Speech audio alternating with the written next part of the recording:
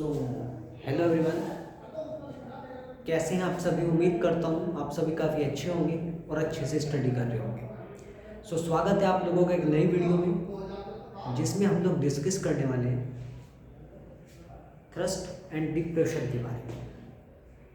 Class 9th का ये topic है फिजिक्स का, थ्रस्ट एंड प्रेशर।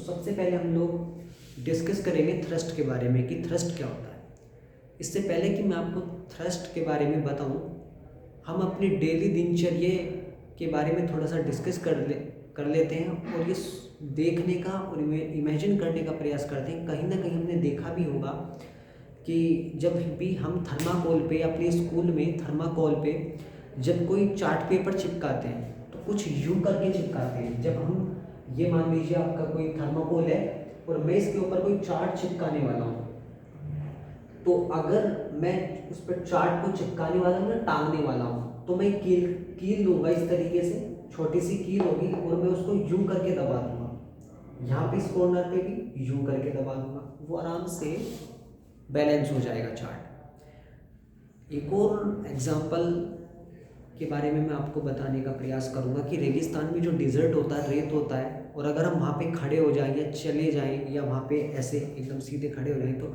आप देखेंगे कि 5 मिनट के अंदर ही वो रेत हमारे यहाँ तक आ जाता है ना।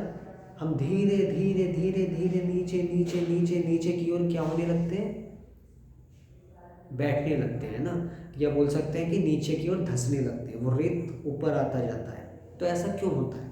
इसका कारण है ये भाई साहब, थ्रस्ट। जी हाँ, थ्रस्ट क्या है? एक तरीके का परपेंडिकुलर फोर्स होता है ये।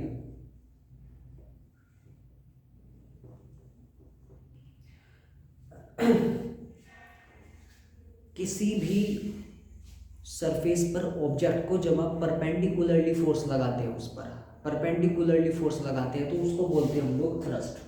क्या बोलते हैं? थ्रस्ट। ठीक है, ये एक तरीके का परपेंडिकुलर फोर्स होता है। ठीक है, मान लीजिए आपका कोई सरफेस है ना, यहाँ पे इस तरीके से कुछ भी है, रेत है ना, इस तरीके से, और ये कोई आपका ऑब्जेक्ट है, तो इस पर जो ये देखो, ये आपका क्या है, ये ऑब्जेक्ट हो गया। ठीक है, ये आपका सरफेस हो गया। ठीक है, या कोई रेत वगैरह हो गया। ठीक है, तो इस तरीके से आप नीचे नीचे नीचे नीचे होते चले जाते हैं, है ना। क्यों? क्योंकि एक तो ऊपर से फोर्स लग रहा है, हमारा जो पैर, हम जैसे ऐसे खड़े हैं, तो वो जो फोर्स है वो नीचे की ओर लग रहा है। ठीक है, और बहुत छोटे से एरिया में लग रहा है, बहुत छोटे से एरिया में लग रहा है। एरिया वो छोटा ही तो है, हम ऐसे करके थोड़ी ना खड़े हैं वहाँ पे, ऐसे ही तो खड़े हैं, तो वो छोटा सा एरिया हो गया, तो वो एरिया बहुत छोटा हो गया। तो छोटे से एरिया पे जब एक परपेंडिकुलर फोर्स लगता है, छोटे से एरिया पे जब एक परपेंडिकुलर फोर्स लगता है, उसको बोलते हैं हम लोग थ्रस्ट। ठीक है, क्या बोलते हैं? थ्रस्ट। और जब ये थ्रस्ट किसी यूनिट एरिया पे लगता है, तो वो हो जाता है प्रेशर। वो हो जाता है प्रेशर। बेसिकली थ्रस्ट क्या होता है?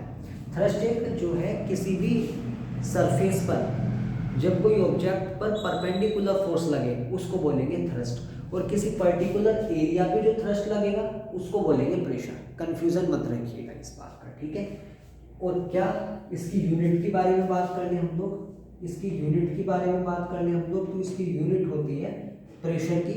जो इसकी खोज जिसने की थी वो थे ब्लेज पास्कल, उनके नाम पर इसकी यूनिट रखी गई है। किसकी? प्रेशर की यूनिट। तो प्रेशर की जो यूनिट है ये पास्कल रहेगी। क्यों? क्योंकि इन्होंने ही इस चीज के सिद्धांत को बताया था।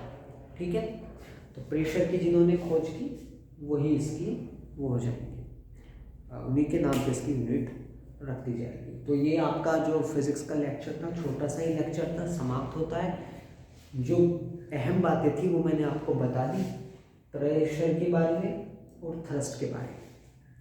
बहुत पता नहीं एनसीईआरटी में थ्योरी ये ले वो ले, एग्जांपल्स दे दे के बता रहे हैं, समझाने के लिए बता रहे हैं, लेकिन ये बात केवल इतनी सी थी एनसीईआरटी की, जो इतने उसने लंबे चौड़े में बताई, वो मैंने आपको 2 या 3 लाइनों में बता दी। तो इस वीडियो को लाइक करें, शेयर करें और अच्छे से पढ़ें। Thank you.